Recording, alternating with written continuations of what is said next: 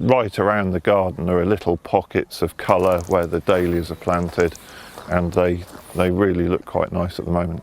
As the season progresses it gets slightly cooler, and that really brings the dahlias on, and as we go into autumn the colours really intensify, and you can see with fascination here you've got that lovely contrast between the magenta pink flower and the dark foliage. Obviously it's been quite an unusual year, and I was basically on my own here in lockdown, but you know, we had all these dahlias coming on in the shed. We overwinter them as tubers, and then I get them out in the spring and then plant them out in May.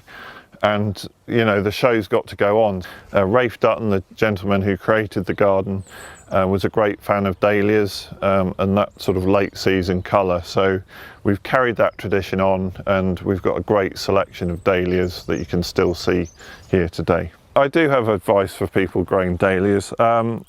Definitely give them a go. They're an easy thing to grow.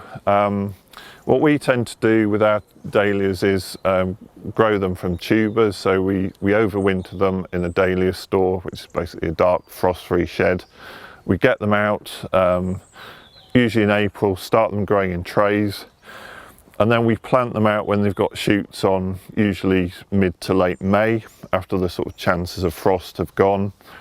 The key is when you're sort of choosing dahlias is to look at the foliage as well as the flower, because as you can see with these it's not just about the flowers. They've got this lovely purpley sheen on the leaves, and that contrasts with the flowers, and then basically once they've started flowering you just keep deadheading them, and that makes them produce more flower. You know, the reason I work for the National Trust is to put on this display, and you know, I just love people coming to see it, you know, which is what it's all about.